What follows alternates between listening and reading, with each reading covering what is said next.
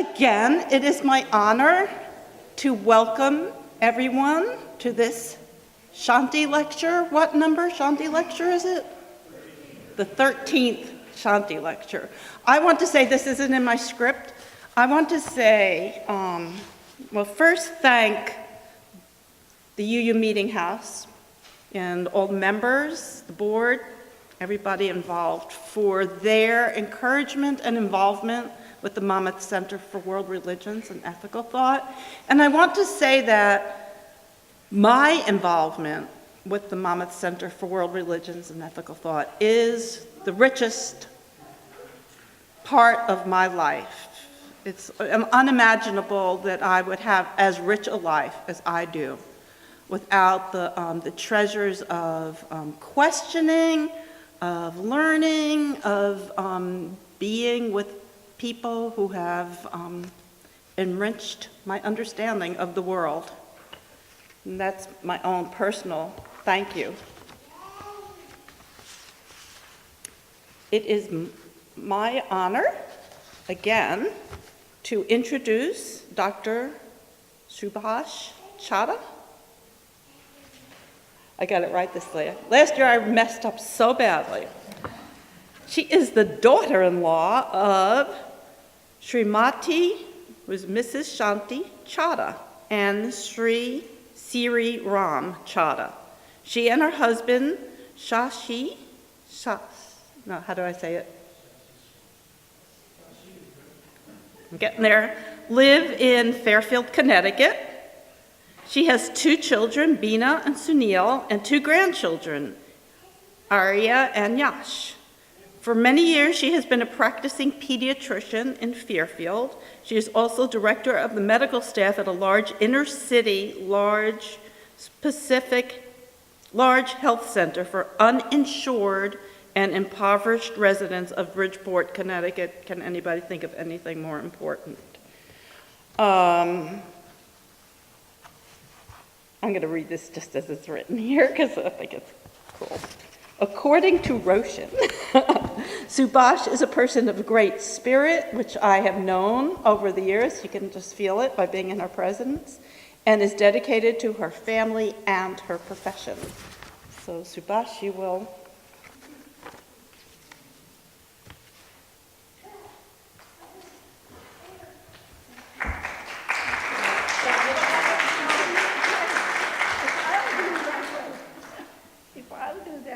Thank you, and namaskar.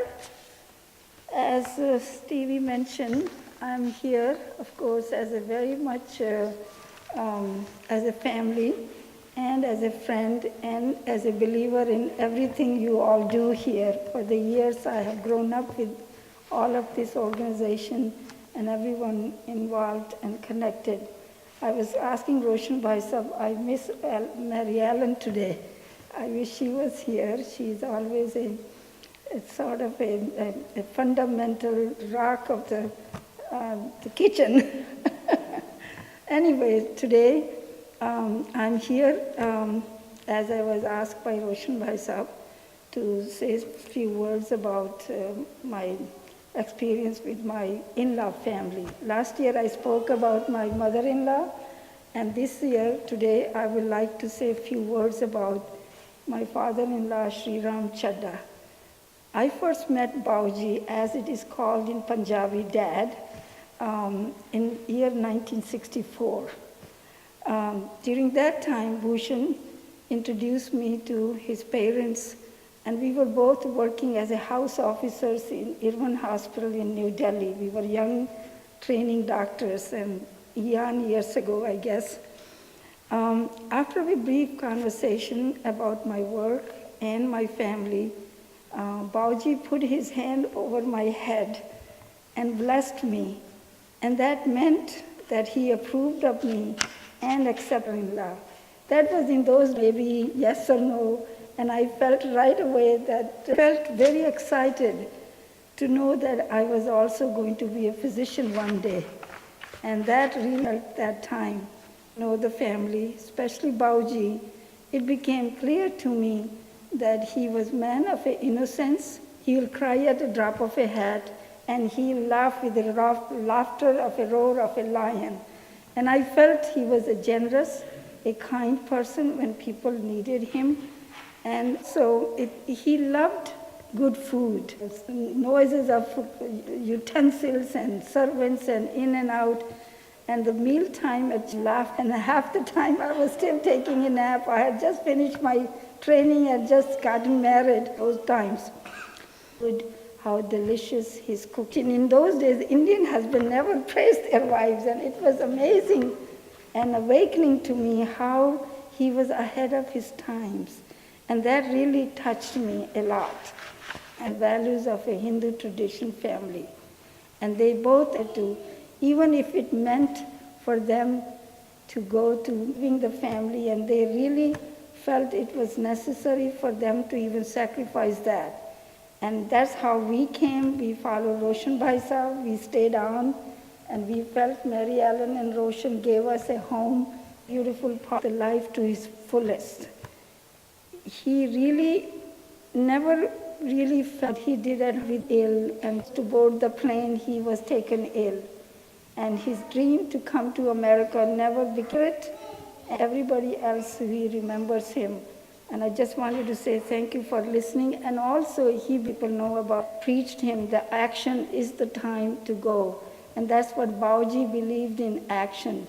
And I feel we should all continue to believe in his beliefs and continue to work to make it better.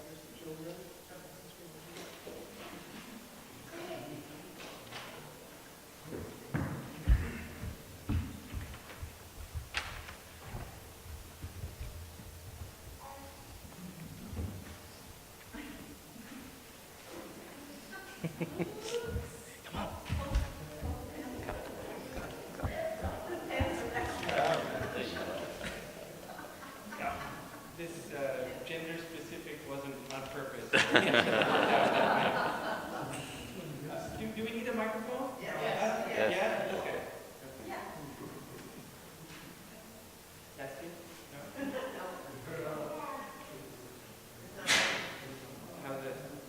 No? Wait. Oh, okay. One more button to push.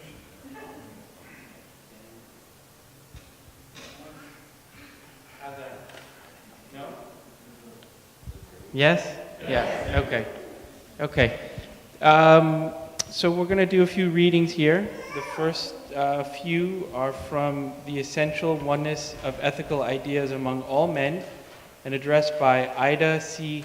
Hulton, Parliament of World Religions, 1893. Through all life, not only an eternal purpose runs, but an eternal moral purpose. Human history has been a struggle of man to understand himself and the other selves, and beyond that, the infinite self. Not the flotsam and jetsam of exterior conduct, but the conscious purpose, the imperative I ought, I will, changing by virtue of divine necessity to I must. This is the ethical intent of all religions. It was well said from this platform by the preacher from Brooklyn a few days ago, not Christianity, but Christ I plead. Many of us are not particular about the Christian name, but we do care about the Christ spirit, that same spirit that has been an animating force in every prophet life. It is a spirit that giveth life, the letter killeth. When you remember some of the things that you have been taught and have been done in the name of Christ, do you wonder that our brother from Japan said, if such be the Christian ethics, well, we are perfectly satisfied to be the heathens. Do you wonder that the calm-souled prophet from India pleads with us for a manifestation of the spirit that was in Jesus? We need to learn humility. We are only beginners after all of us. When asked for definitions that define, man stands dumb even before a grass blade. Even as a little child is he learning to enter the kingdom, spelling out the best name he knows for his highest ideal, and hoping, loving, trusting more than he can say or think. And this is another set of readings. This second reading is from an Ibu Patel interview from August of this year. The world has a lot of problems, and we hear about these problems all of the time. In fact, most people tune problems out. What the world is lacking is compelling solutions and leaders and organizations implementing those in inspiring ways. I learned this lesson the hard way. Boy, was I good at citing how much worse religious prejudice was getting for a long time. That was until I went on a Sunday morning talk show and was asked by the host if I thought my work had accomplished anything in front of 2 million viewers.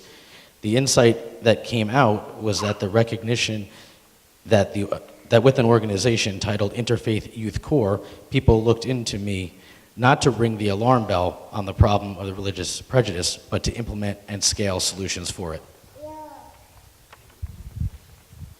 The nice thing about the research on religious prejudice is that it shows us how to solve the problem through relationships between people of different faiths and appreciative knowledge about other traditions. Thank you. Effective interfaith programs work that attitudes, knowledge, relationships, interfaith triangle. Now, when you hear me speak, you hear about solutions, not problems, and how you can be part of the story of solving the problem rather than simply learning more about how ugly the problem is. Thank you.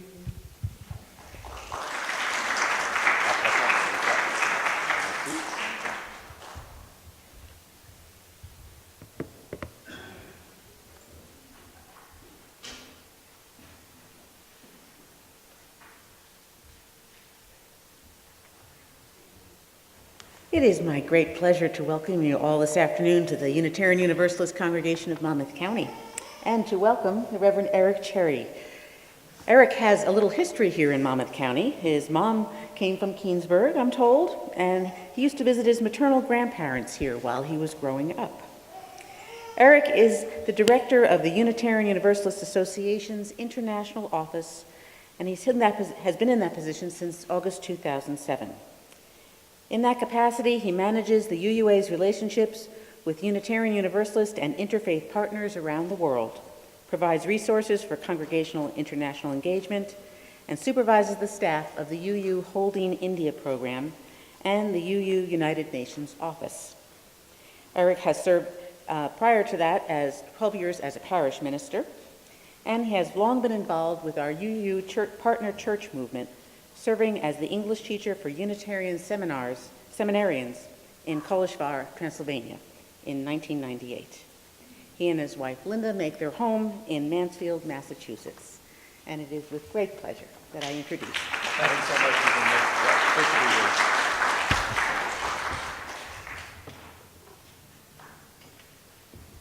Well, first of all, let me just make sure that the sound is working here. Here we go. How about that? That's on, right? Okay, good. And then we'll make sure that the tech is working for the slideshow, and it looks like it is. So that's a win-win already. Once again, I really want to thank you for the invitation to be here for the Shanti lecture this afternoon. As Reverend Virginia mentioned, this is not the first time that I've been in Monmouth County. In fact, my grandfather, who we called Pop, ran a Safeway in Freehold, not too far from here. My grandmother was an RN at one of the hospitals. This one was in Hazlitt. And my mother, their daughter, really spent her summers on the boardwalk in Keansburg.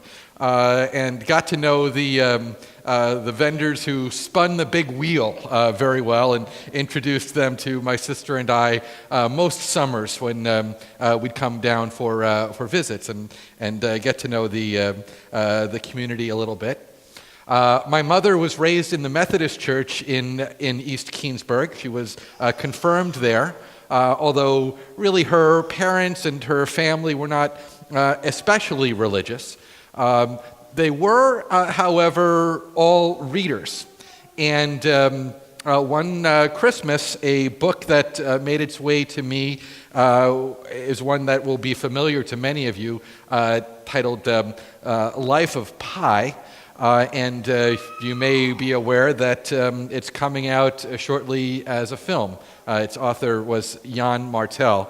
And I want to share a brief excerpt from that book, which is related to interfaith engagement, kind of a humorous example. Jan Martel writes in the voice of Pi, "I'm reminded of a story of Lord Krishna when he was a cowherd. And every night he invites the milkmaids to dance with him in the forest. And they come and they dance. The night is dark. The fire in their midst roars and crackles. The beat of the music gets ever faster. The girls dance and dance and dance with their sweet Lord, who has made himself so abundant as to be in the arms of each and every girl. But the moment the girls become possessive, the moment each imagines that Krishna is her partner alone, he vanishes. And so it is that we should not be jealous with God." He continues, "I know a woman here in Toronto who is very dear to my heart. I call her Auntie G, and she likes that. She is Quebecois. And though she has lived in Toronto for over 30 years, her French-speaking mind still slips on occasion on the understanding of English sounds. And so when she first heard of Hare Krishnas, she didn't hear right. She heard hairless Christians.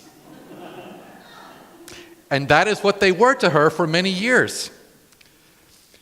When I corrected her, I told her that, in fact, she was not wrong. That Hindus, in their capacity for love, are indeed hairless Christians, just as Muslims, in the way they see God in everything, are bearded Hindus, and Christians, in their devotion to God, are hat-wearing Muslims.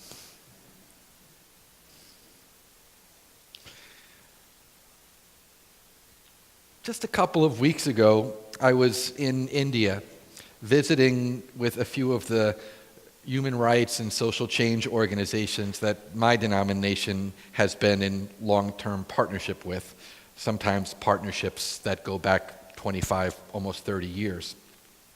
Now, many of our partners are unions, and their work is often to organize some of the most oppressed and left-out communities of people in India, and of course women, Adivasis or tribal people, and Dalits, untouchables. And as you may know, the PR campaign that the BJP introduced to the world a few years back was how India is shining. And India Shining, of course, was the campaign. And needless to say, that's really only positively affecting a very small slice of the population of India. Our partners are primarily working with those who are left out of the shining. And what happens when we're together is that we talk about strategies, problems, and campaigns in development, and about how it takes more than a 3-year project to dismantle a 3,000-year-old system of oppression. So we're in it together for the long haul. And the truth is that religion rarely has anything to do with these plans. These are most often intentionally secular organizations that we're partnered with. Some in West Bengal draw primarily from Marxists. But occasionally, the work becomes interfaith. So for example, I was at a meeting with the leaders of one of our partners, a 50,000 member organization outside of Calcutta. And we were sitting around in one of their outdoor meeting halls. This place is really pretty far off the beaten path.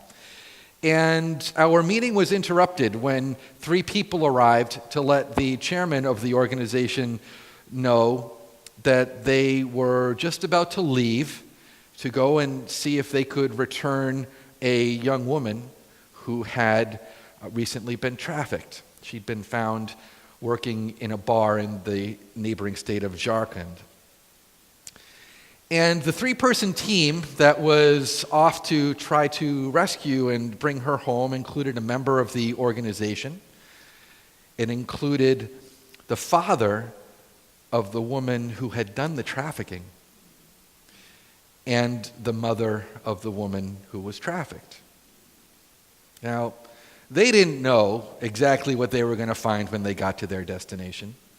The journey itself, to my mind, seemed quite dangerous, not to mention the mission itself.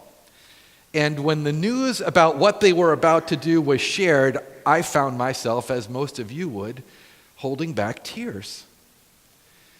Though it was clear that this was a kind of work that was not unfamiliar to our partners, this organization. Yet clearly something poignant was happening. And so the first question was whether there was some cash that they could bring with them. And so everyone in the room chipped in a few rupees, and that was the easy part. The harder part was asking whether it would be all right to say a prayer for their safety and for their successful return. Now, I don't speak Bengali or any of the indigenous languages of South Asia, but when I asked that question, as a minister has to, and the chairman of the organization translated the request, I saw some puzzled looks on people's faces. Some undoubtedly wondered what is wrong with this crazy American. Others must have thought, we have another missionary in our midst.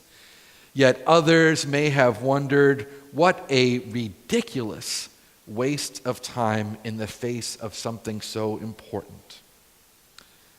But I think my sincerity was clear, and when I saw the tear on the face of the mother whose daughter was about to be rescued, when the offer to pray was made, I knew that something beneficial was happening.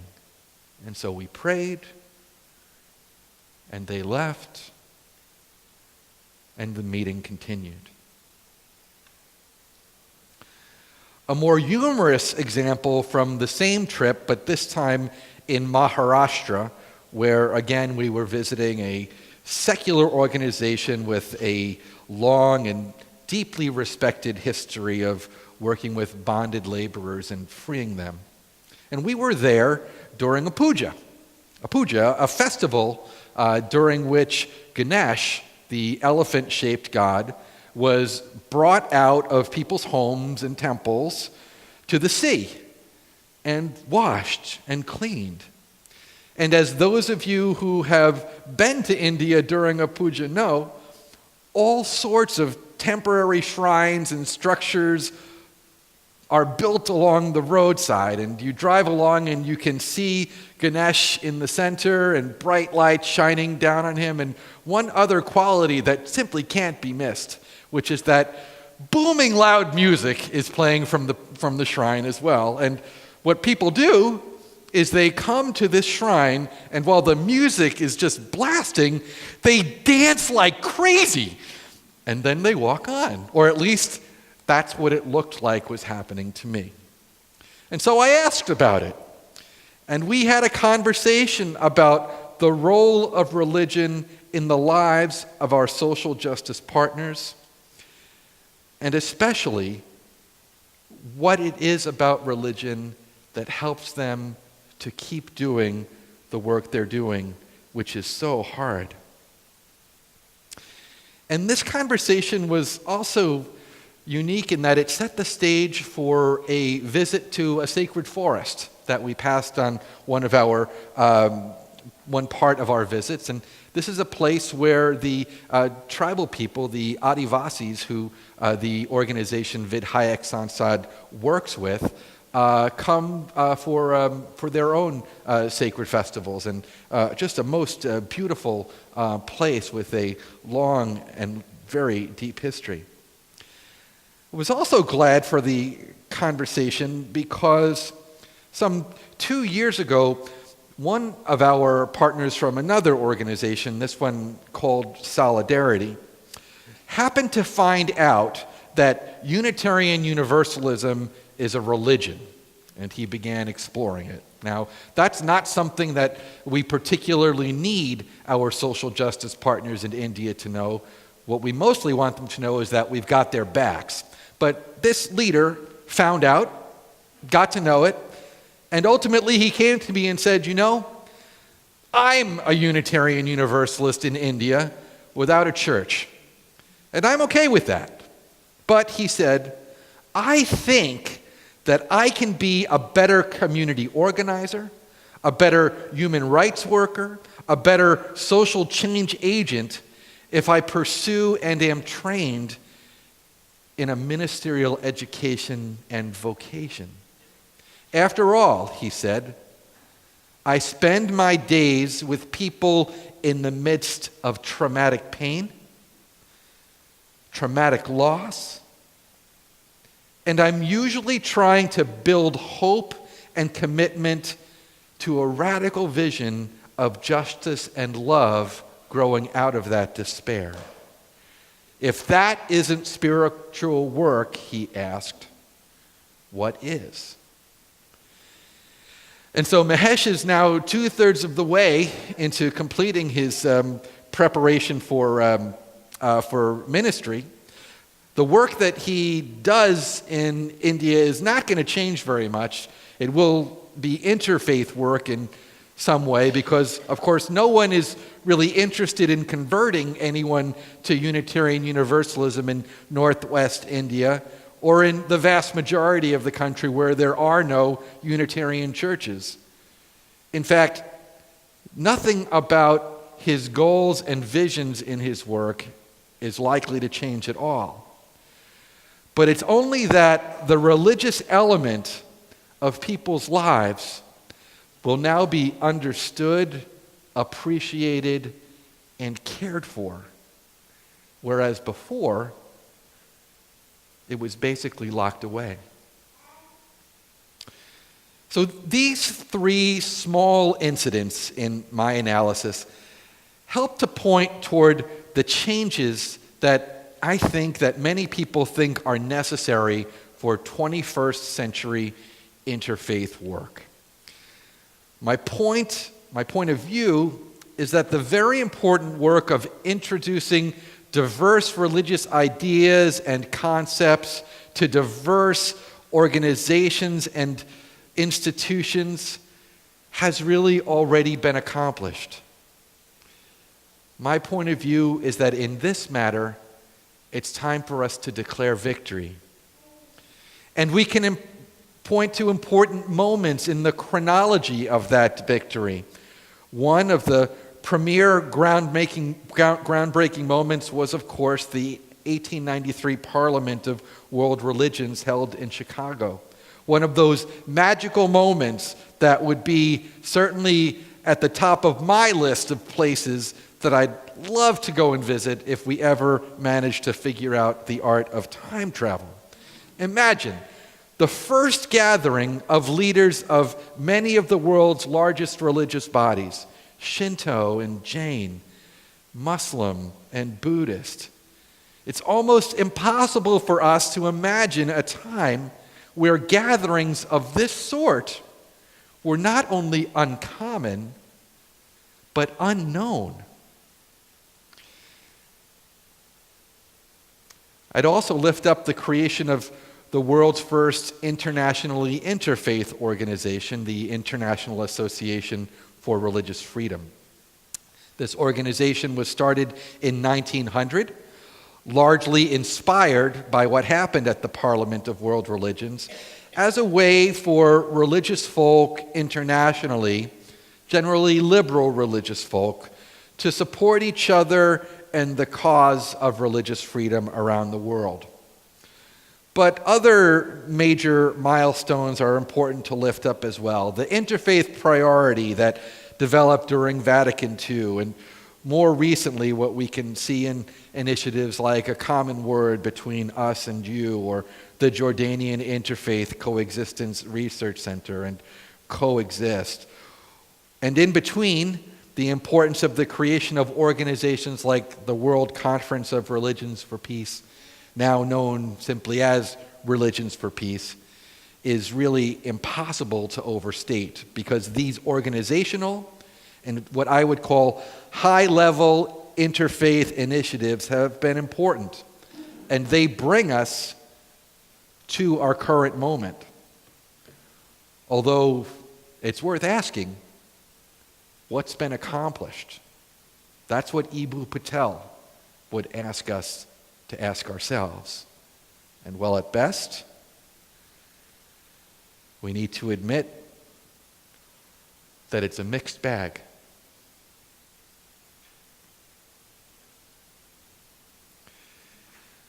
My thesis, however, is that this work has been essential and that it needs to continue, but that we make a mistake if we believe that initiatives of this sort, what I'll describe as quintessentially 20th century models, will end or change the kind of interreligious conflict that exists in our world. It's at best an incomplete method for work in the 21st century. Now, you know, of course, Maslow's law of the instrument, that if the only tool that you have is a hammer, you tend to see every problem as if it's a nail. Well, that's not quite the situation that we find ourselves in, the global interfaith community. Instead, I think we know that there is a broad variety of interreligious conflicts and problems around the world, that they're not all nails, that they're of different shapes and sizes and complexities, but we're sorely tempted to just keep hitting them with the hammer anyway, because it's the tool that we've gotten to know best. Now, that's a generalization, of course. It's not entirely accurate. But I use it here to make a point that we should look into our toolbox and see what other instruments are there waiting to be applied, even if they aren't all that familiar, and even if that lack of familiarity is a little frightening, as it sometimes is.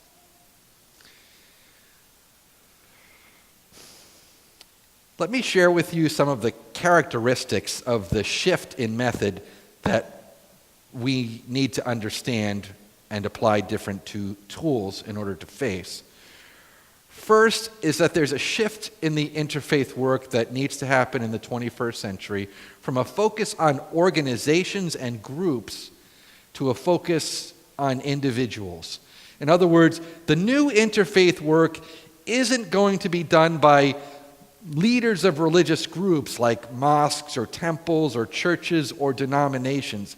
It's going to be done by neighbors who happen to be religious. So from groups to individuals.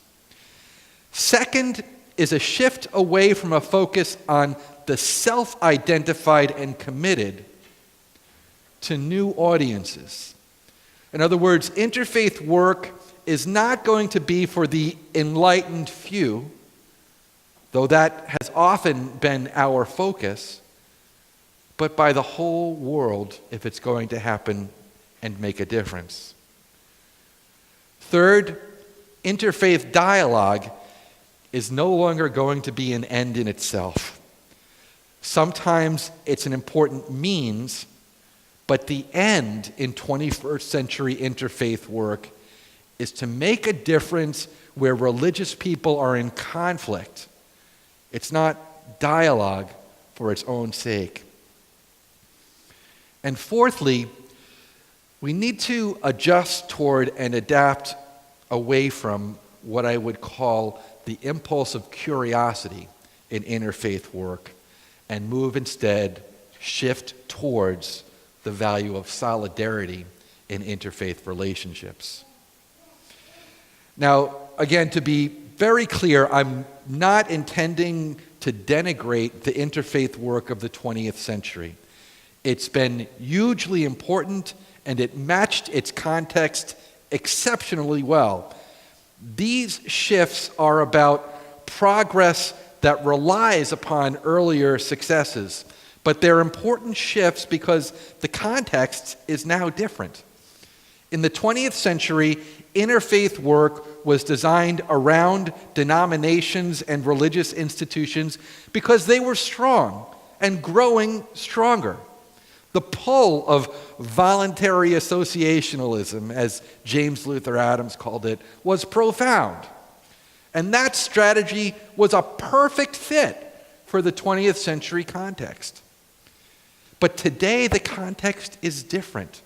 Those organizational structures have changed. They are changing, and now ones that have a much more fluid shape and style are gaining prominence. So bless the good interfaith work that has come before, and let us stand on the shoulders of giants in the work to be done today.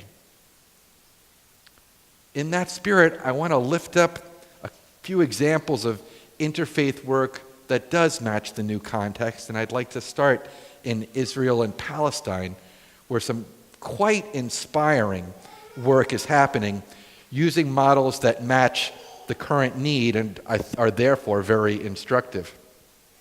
I want to turn first of all to a place that many of you probably already know called Neve Shalom, or Wadi as-Salam, the Oasis of Peace. Now, this is an intentional community of some 60 families. Approximately 50% are Israeli Jews and 50% are Palestinian, Arab, Muslims, and Christians. And when I visited Neve Shalom, Wadi as-Salam in 1990, I came away inspired by the fortitude and vision of the people of this place, but perhaps most importantly for my own development, with a testimony that I heard over and over again from their leaders, that the work that they're doing is extremely hard. That even creating peace, interfaith peace, in an intentional community that's focused on peace is hard. It's hard because it shifts away from dialogue toward making a difference. It shifts away from curiosity to solidarity. Another example is an organization called the Interfaith Encounter Association. Its executive director, Yehuda Stolov, is fond of saying that we believe that rather than being the cause of the problem, religion can and should be a source of solution for the conflicts that exist in the region and beyond. And they go about making religion a source of solution through organized, intentional encounter groups. And so these long-term encounter groups, there's something like 50 of them, create communities of support among people who have something in common.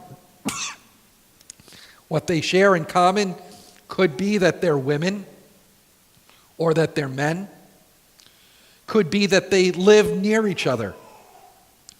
One group is an intentionally diverse mixture of Jews and Muslims and Christians who happen to be midwives.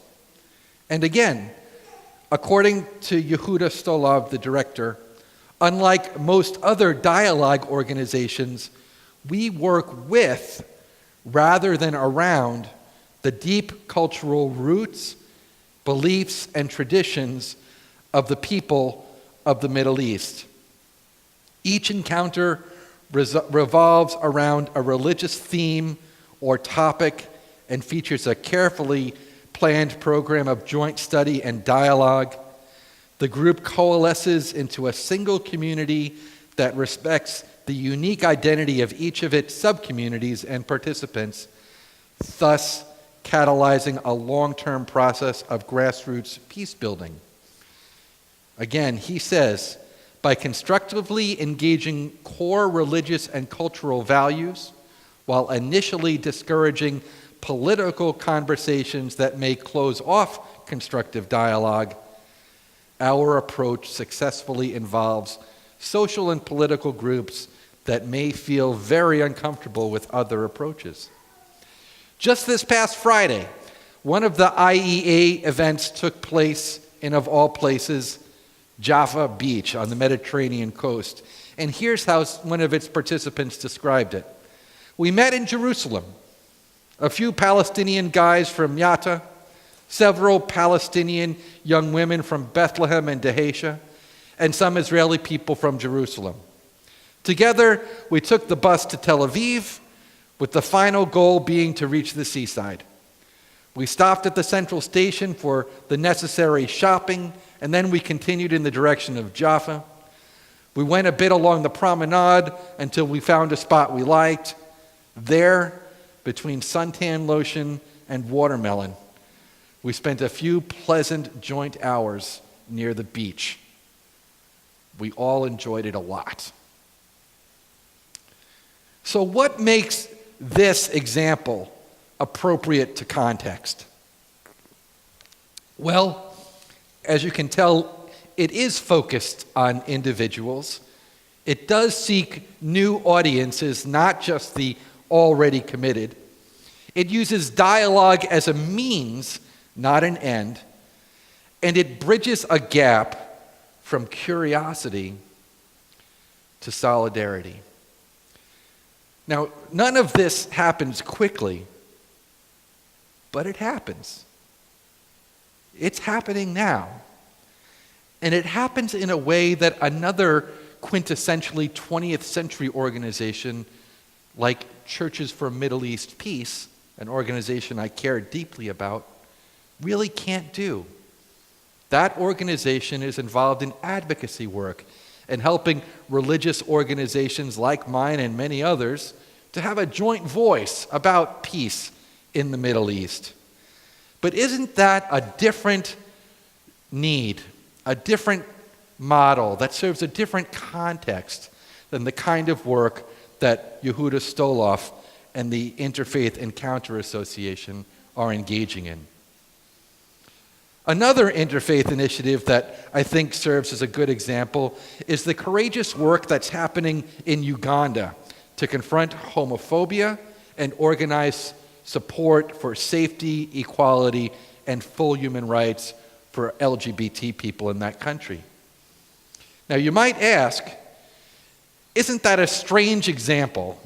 After all, there's barrels of evidence that radical and fringe American Christians have brought their oppressive ideas and intentionally exported them to Uganda, leading to expanded violence, oppression, and government initiatives like the Kill the Gays bill. But that's my point exactly. Interfaith work in the 21st century confronts anti-interfaith voices in the service of larger goals. So yes, U.S. Christian Scott Lively has clearly used his religious viewpoint to foment and exacerbate and organize an unholy alliance of religious and political voices in Uganda which support his hateful views. And what is the response of the global interfaith community? Well, the one established interfaith group in Uganda, an affiliate of an excellent and perfect example of a 20th century interfaith movement organization, again, an organization that I love and which my denomination was instrumental in creating in the early 1970s. Well, the affiliate of that organization in Uganda has been unable to speak out against the violence and religious willingness to promote homophobia. It's a sad example of interfaith ineffectiveness. a very sad state of affairs. But in January 2010, I found myself arriving in Uganda a couple of weeks after the murder of LGBT human rights leader David Kato. I was there to stand in solidarity with 3 brave religious leaders who were making a preferential option for the oppressed and who had organized a witness event for Kampala's LGBT community to confront the violence taking place and to confront the Kill the Gays bill.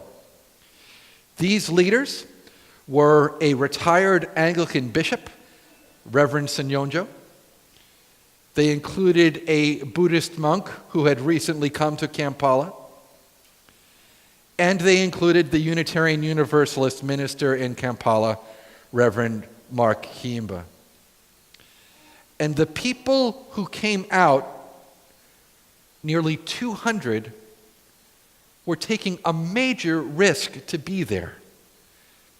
Needless to say, that traditional communication tools of the 20th century interfaith movement were not employed to get them together.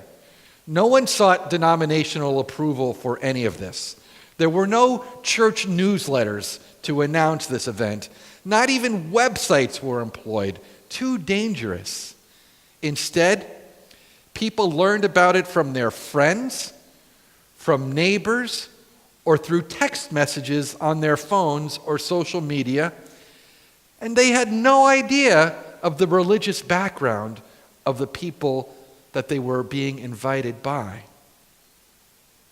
And so the people did not come because this was a religious gathering. In fact, the largest LGBT organization in Uganda intentionally rejects religion as a tool of oppression, though they, it's called SMUG, Sexual Minorities of Uganda, came out to the event as well. These people all came together in order to be together in a difficult time.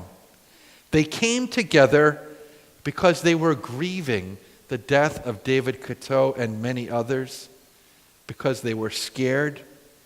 They came together because they needed something to happen.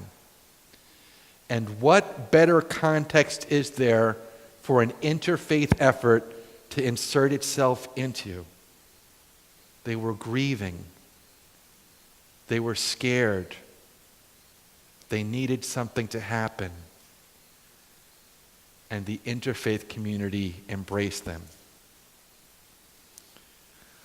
Let me remind you of those 4 qualities that I think exemplify the shift from 20th century to 21st century interfaith work. The first is away from a focus on organizations to a focus on individuals. The second is a shift from focusing on people who are committed to focusing on people who are unknown. The third is to move from dialogue as an end in itself to difference-making as an end. And finally, that we move away from interfaith curiosity toward interfaith solidarity. And with those in mind, I want to just mention one final example that I think illustrates adaptation to context. It brings us back to India, but a different initiative than I was describing earlier. The South Asia Coordinating Committee of the International Association for Religious Freedom is a diverse group of people who believe that religion can be a source of good in their country as well, even though it has so often been a source of strife. And in 2006, the Dutch government agreed with them and took a risk on their fairly new organization, provided them with a grant so that they could develop a video and a curriculum to hold human rights education workshops throughout India, grounded in principles of religious freedom, and even in other South Asian countries. And by now, more than 1,000 young adults per year are benefiting from this training. And they leave not only as friends, but as a next generation of leaders who are in interfaith solidarity with each other.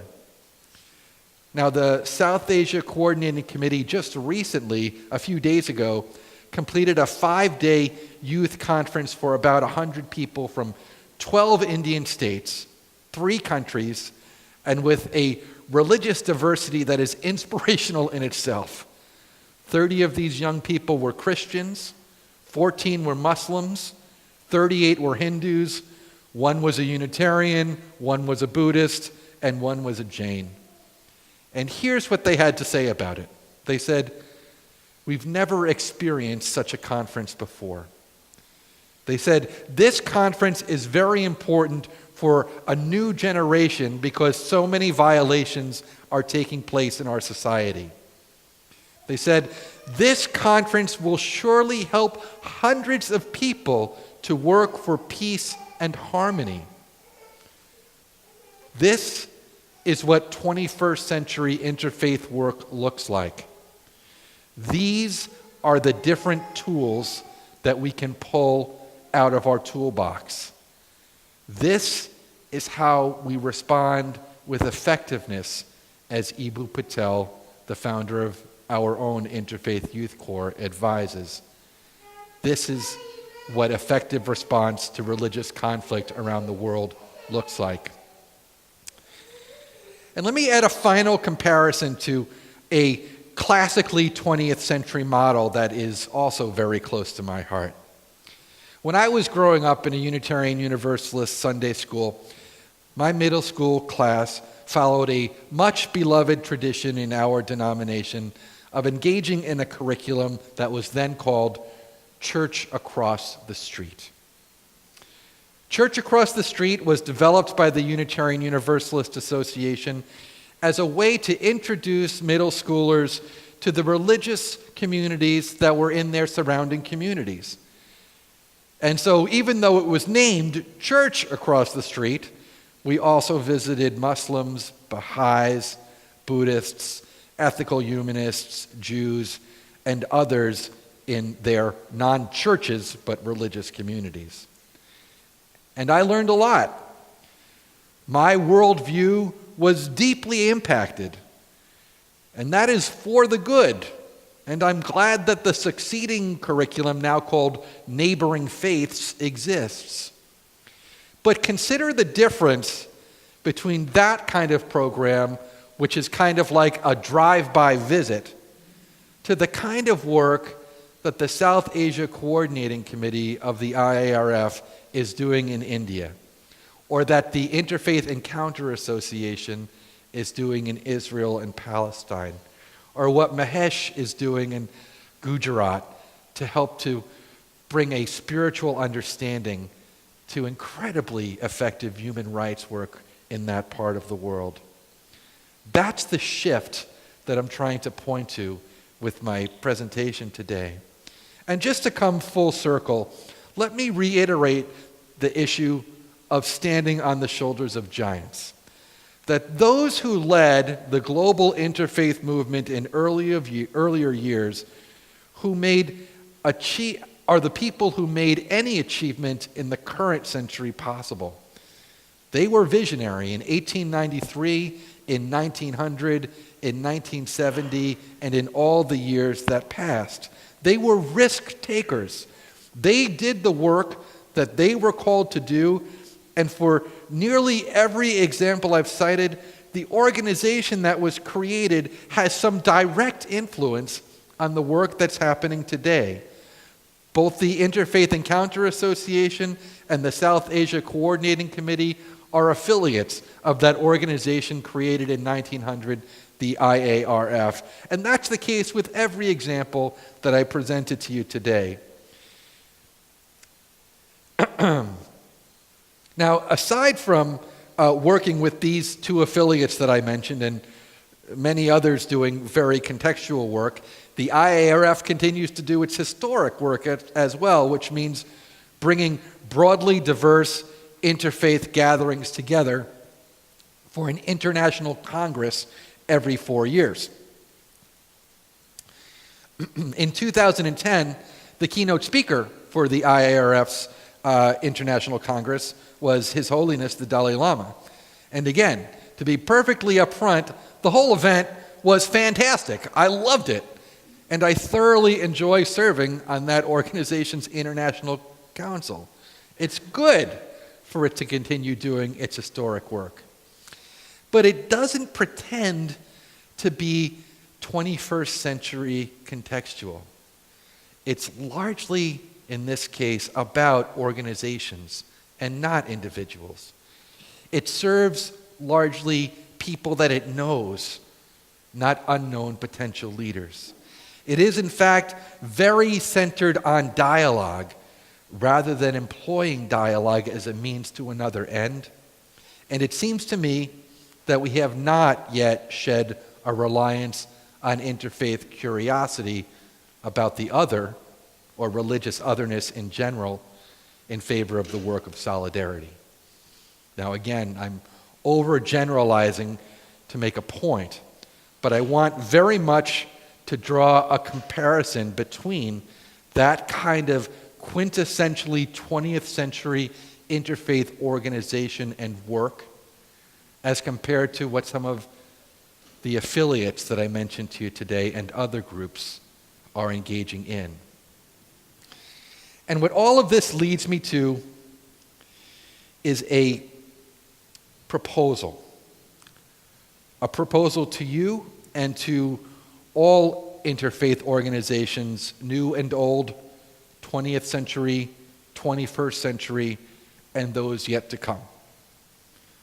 The proposal is simply this: can we grow into understanding that interfaith work isn't about interfaith work? It's about being human. It's about unique human beings sharing a time and place, occasionally in conflict, occasionally at peace, existing in a fragile environment and ecosystem. In the end, can we agree that interfaith work is in fact about compassion and justice, not religion per se? If so, the appropriate question for any organization like yours here in Monmouth County or halfway around the world, the appropriate questions are the same. What does the global interfaith movement ask of me today? And what is this century's interfaith opportunity? Now, my hope is that my comments this afternoon are helpful in facing those two questions. I hope that you'll hold my proposal and two questions with you in the days to come. Without a doubt, the interfaith work that makes a difference in our world will not be afraid to find answers to those questions that are different today than the answers that were found 20 or 50 or 100 years ago. And I will join you in seeking answers to them that are courageous and inspiring and which move our communities toward compassion and toward justice. Thank you very much.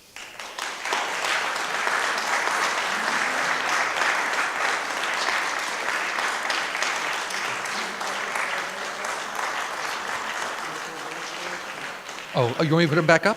Sure. Yeah.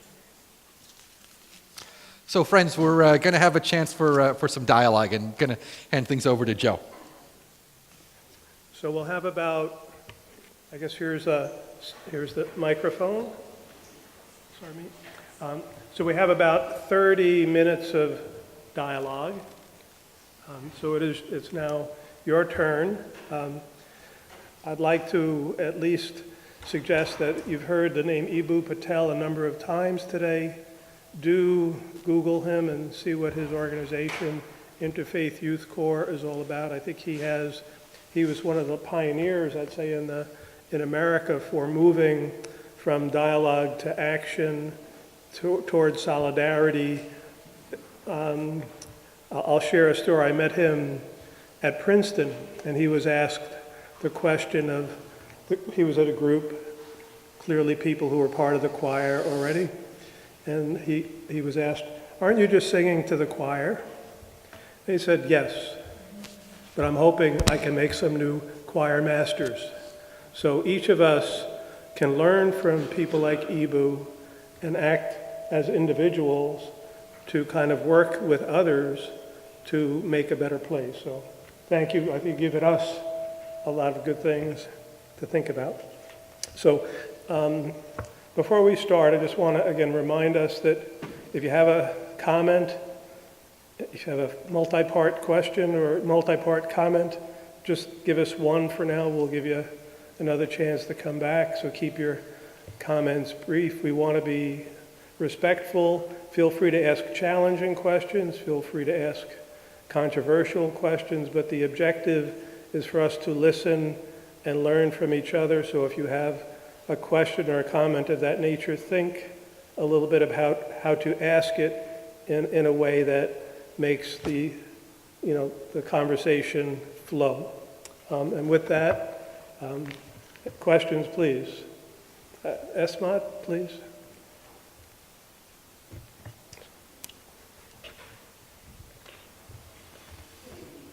Good evening.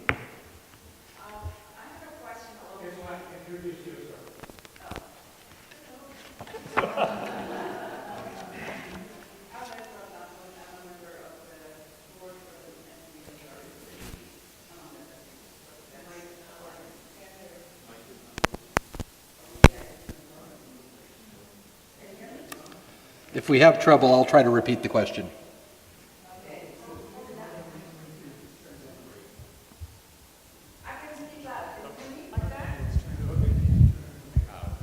Okay. Can you hear me now? Yes. Oh, that's better. Okay, I'm Esmat Mahmoud. I'm a board member of the MCWRET here in Monmouth County. And my question is, along the lines of moving from the 20th to the 21st century for the interfaith dialogue, moving from trying to understand the dialogue to make a difference. When you talked about the examples of Israel and Palestine, and we talked about Uganda, these are very good attempts, like points and oases. What are a measurable outcome that we can, when we measure it, we can say, we are going along this line? Like it comes to mind, how can we say that these seeds are really going to grow and eventually make a difference? Because right now it doesn't. We can see the outcome in those two countries specifically, how much everything is entrenched and how much people are against even the concept of having an interfaith coexistence, never mind dialogue. So what are the measurable outcomes that people have in mind when they talk about making a difference, when they talk about going to the 21st century and having concrete goals and evidence? Thank you for a great question. So I'm coming to this from the perspective that the kinds of measurable goals that at one time, let's say in the 20th century global interfaith movement, we thought were appropriate to the context no longer are. That organizations sitting at the same table and sharing a same point of view about what justice looks like in a place like Uganda or Jerusalem or Kolkata, which we became very good at for a long time and was measurable, is not what our current context is calling out for. Instead, we've got an opportunity to support individuals outside of organizations, an audience of the uncommitted and in general unknown, to come together, to meet each other, to build solidarity, and to set the stage for a future that is not as violent or as in conflict as we are today. So I would measure success simply at things like the number of people who wouldn't have an opportunity to experience solidarity in India with someone of a different religion, in a given year as a success. I think each time that 10 Palestinian men and women from Bethlehem, Dheisheh, and Yatta come to a beach on the Mediterranean coast with 10 Israelis, people that they would not have spent time with in general without an initiative, is a measurable result, one that's deeply valuable, and that if we have trouble comparing that to successes like resolutions at the United Nations General Assembly or in the United States Congress, then we're missing the shift that's taking place in the 21st century. Again, it's not that one is no longer important, but that a different, unique opportunity that I think is measurable is also before us. So, thank you. That's my point of view. Thank you for the good question. I was really excited to see the new context that you had sketched out. Your name? My name is Robert Smith, and I'm a board member of the Monmouth Center. I've also been a professor for most of my life, and this is an aside to what I was going to say. And I got my training in human development, in a doctoral program in human development, at the time when we were shifting from a focus on individuals to organizations. That was the late 60s, and so I spent most of my career doing consulting and doing teaching focused on groups rather than individuals, and I never felt very comfortable with that. As I saw your list up there, I kept on thinking, I know a place where exactly that is working. Tell us. Is Stevie still in the room? Oh, okay. Stevie teaches a course and has for a number of years called Intercultural Communication at Brookdale. And I've listened in depth to her for many years, talking about what happens. There are students in here. Oh, one student. So I've heard a lot of depth about what happens in that course. It's not interfaith, it's intercultural. And that gives you a space to work in. Of course, interfaith is at the basis of a lot of intercultural work. So I looked at that list, and in her class, the focus is on individuals. Individuals in that group in the class study the meaningfulness of intercultural communication and interfaith relations in their own families, in their marriages, in their own lives. It's absolutely an individual kind of thing, doing projects. From the committed to the unknown, these are mostly unwary students who show up to Stevie's class and say, what in the world is going on here? I mean, they are hardly the choir, but they were unknown. I think they didn't understand the context that they were walking into, and yet every one of us lives in that context. They all do projects in there that go beyond dialogue and go into creating specific change, every single one of them. And there is curiosity. I think one of the real powers of interfaith work is discovering what is so different about other people and where the similarities are. And moving from curiosity to solidarity is what happens. Stevie works in small groups, and that's where it happens, where they move from curiosity to solidarity. They stand out as individuals, each one of whom has their own story.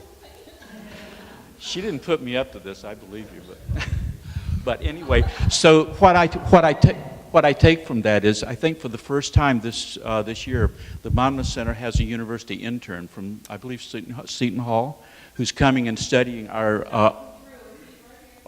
Okay, good. He's taking notes. Jim Farley? Okay.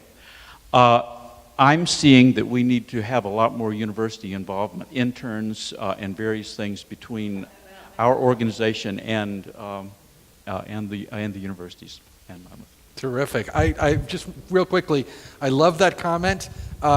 Yes, indeed, there are hundreds, perhaps thousands of initiatives that have adapted to the 21st century context far sooner than I began to understand it, and to hear about them and the work that they're doing is totally inspiring.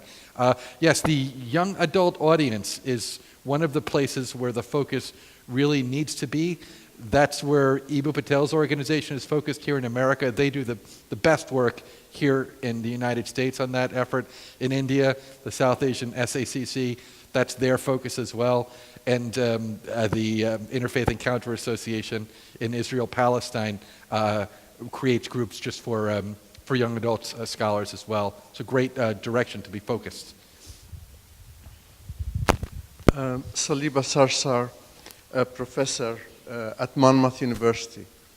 I thank you very much for your presentation, and I respect a great deal what you're saying. I just want to make a friendly amendment, if you will. My fear in saying from organizations to individuals or from the committed to the unknown, from dialogue and so on, is that it will discourage then people to participate in dialogue.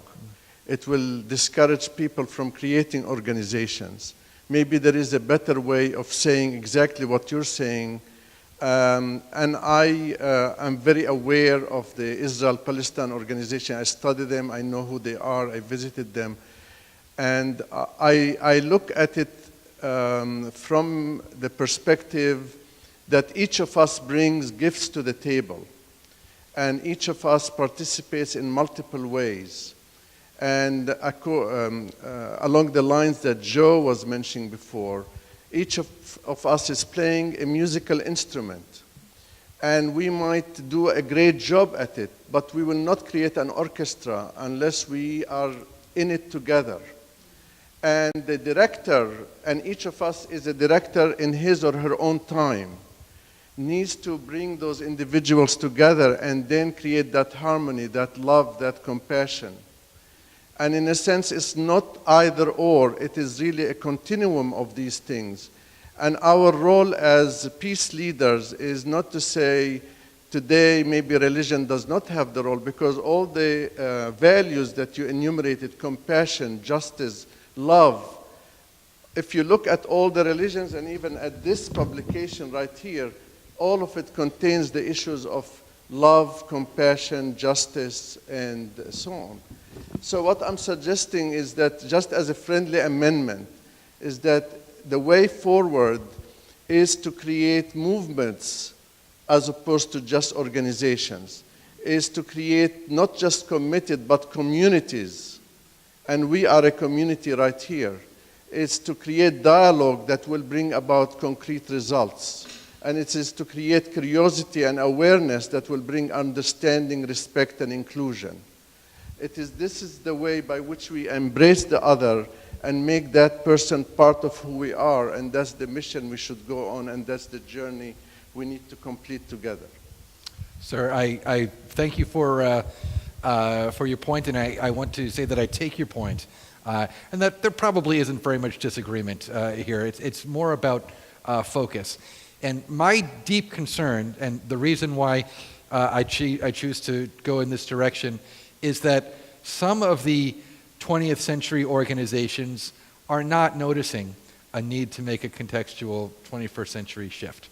For those that already get that, this isn't really the message that I need to give you. And for organizations that realize that their mission isn't about the organization, but about the movement, or what I'm describing as individuals working together, you're already there. So I thank you for reminding us that that really is an important part of the work. I'm Florrie Hill. I'm a member here at UU, and I think one of the things that has happened within the past, I'll say 10 years, is something called United We Sing, which is in November, which is where all different kinds of faiths come together to sing, to dance, to play music. And I think it has been a fantastic way for individuals to be a little curious, but also to learn, to have an avenue to learn more about each other and to become friendly with each other and to share something that I think is so important, which is the arts. Bless you. I couldn't agree more. That sounds like it.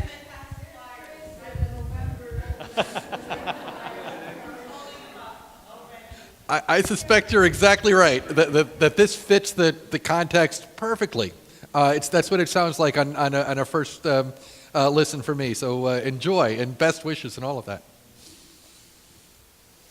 Okay, question there.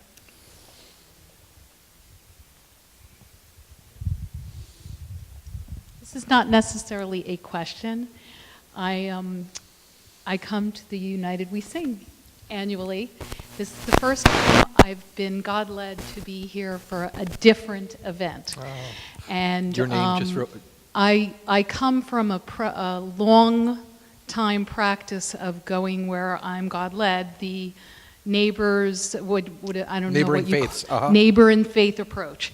And I started that many decades ago.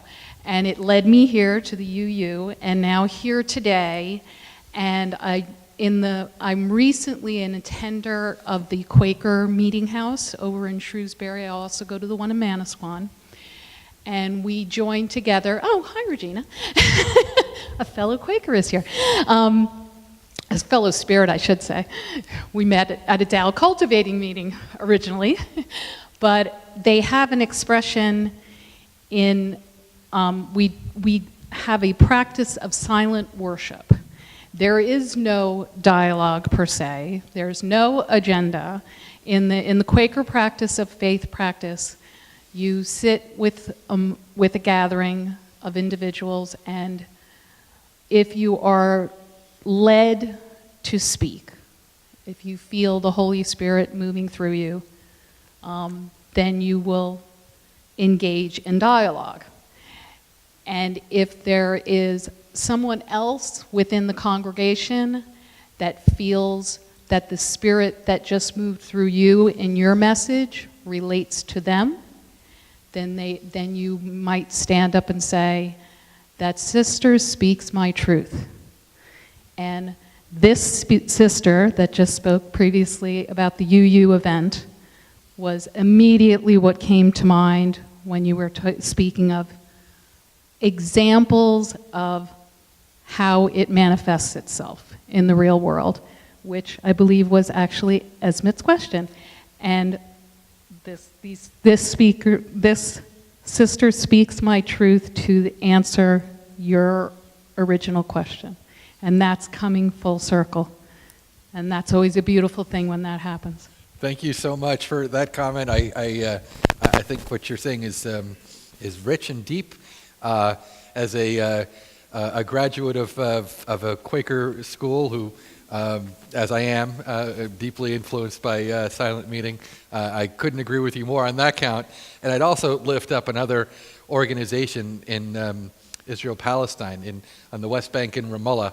The Quakers have been doing an educational ministry that in many ways is branching into the 21st century needs of the global interfaith movement in exciting ways. And so God bless everyone that's finding ways to be religious in this context. Any other questions? Jim McCorkle, just a comment that one of the most powerful interfaith testimonials that I've seen takes place based here in Monmouth County with a dance group called Core of Fire that doesn't necessarily use words of the songs that are being played while they're dancing, but more the way they interact with one another to communicate their passion, their humanity, their caring for one another.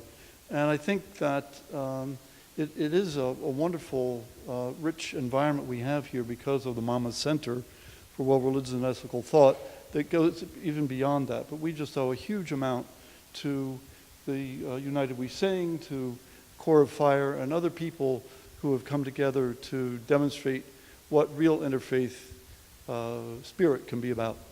Thank you. Well said. Yes.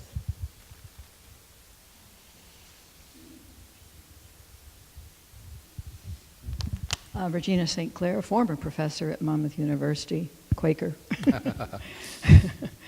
And for the last 10 years, I've been a cultural translator between the Chinese wisdom and I hope American culture. It's quite a different way of approaching things.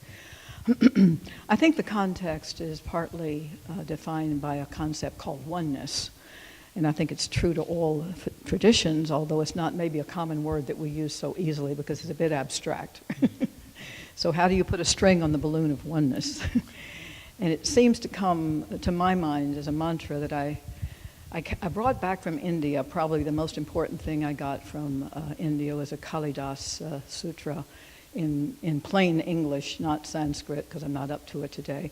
But it's, I pray to the universe that word and meaning are united for right understanding of word and meaning. So when we fail in our communications, I think perhaps we lack the 21st ongoing forever sensitivity to whom we are speaking. So we would find the words that work best to experience coherence, inner knowing and outer connection, and it's usually individual. We can speak to organizations with many individuals, but how do we find that thread that speaks to the people we're talking to at any given moment, where we all feel that connection? So that's what I've learned in my last 10 years. And it's just a tiny, tiny seed, which the Taoists say is 80% underground. It's unseen, it's hidden. And how do we let that hidden motion, like John Woolman's beautiful book about him, Motions of Love. John Woolman, the New Jersey Quaker, played a huge role in the Emancipation of Proclamation. And he did it so quietly, no one even knew it was happening until we got a political action on it.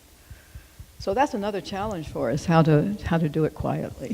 Thank you for your testimony, sister. Very helpful. Maybe one more question? Two? Okay. Irene Gibson, I'm a member here. About 4 or 5 years ago, the Monmouth Center had two gentlemen here. One was a Jew and one was a Muslim who... 2007. You've read my mind. Spring 2007. Oh, that they had written a textbook together. And this wasn't, based on a religion or anything, but I was very impressed that, they were writing this textbook together, and it was going to be, for both groups. I don't know, what's happened to those men since then, but I thought that really got my attention. I'll at least respond to where that is now out, published in a book called Side by Side, which you can find on Amazon for $15 or $20.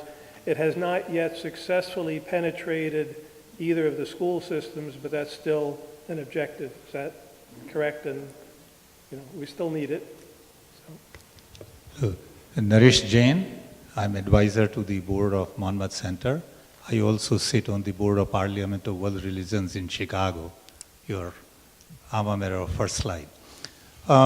Thank you for sharing real examples from Uganda, Middle East, as well as India. Regarding examples from India, the example where there was trafficking is clearly crime. Okay. The other examples, on one side I see that a few hundred years ago, India welcomed Iranians, Zoroastrians, who are very well off. Mr. Tata is Zoroastrian, Indira Gandhi's husband was Zoroastrian. The Prime Minister is a Sikh. The most powerful political person is Catholic. And on the other side, the examples which you gave from the interiors, trafficking, that is the most lawless area of the country, and some other examples. Now, do you think, based on your experiences, that if the standard of living improves in those interior areas, would it affect in reducing the religious strife? That's one. If yes, then we come to the other part where you are talking about organizations to individuals, as some of the people here pointed out about United We Sing program. My interfaith experience is whenever I want to gather people, one thing which brings people together is food, music and compassion. And that's what Dalai Lama also taught. Can we somehow infiltrate as interfaith people into the organizations and make them more humanitarian work oriented? Thank you. I couldn't have said it better myself. That is exactly what we're called to do for organizations that exist and aren't seeing the shift in focus. In terms of injustice, which I didn't mean to say was to compare injustice in India or any other country. The fact is that there's religious injustice and all kinds of injustices in all of our communities. And the partners that I work with most in India, for better or for worse, are focused on the crimes.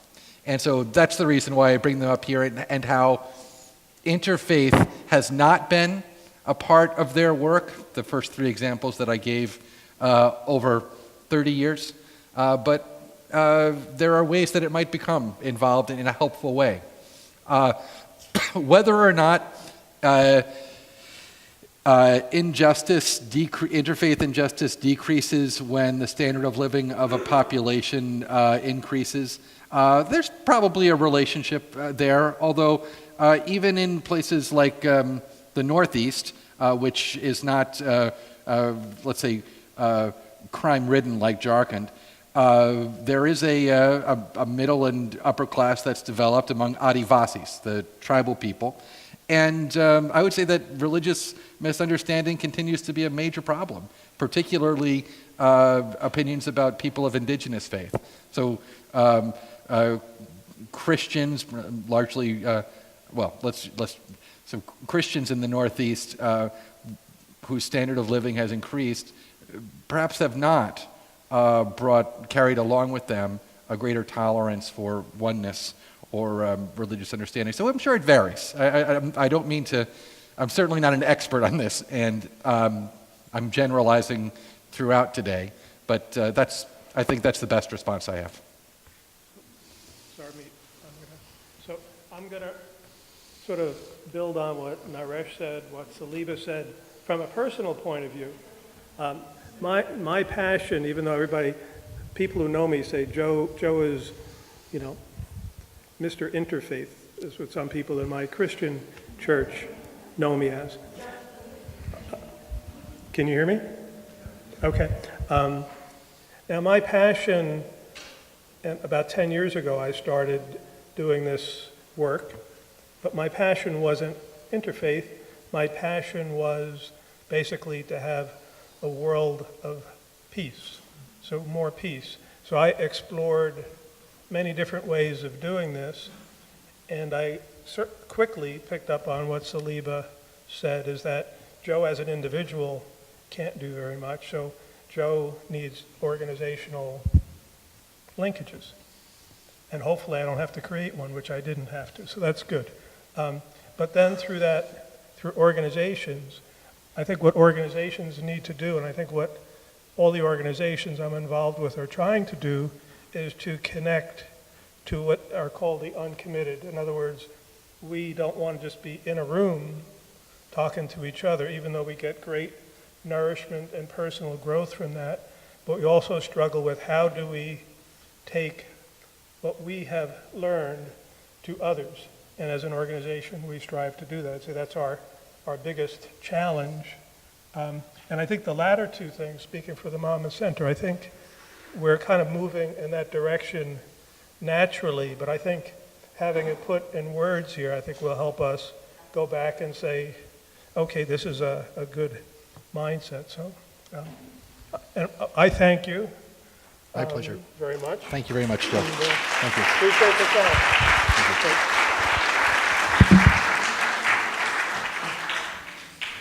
I would like to add our thanks. Thank you very, very much, Reverend Cherry. It's my pleasure, Liz. Thank you very much. Thank you. And we really enjoyed this afternoon, and it brought about some really fine dialogue within the group. We would like to I'm honored to present you with a little gift.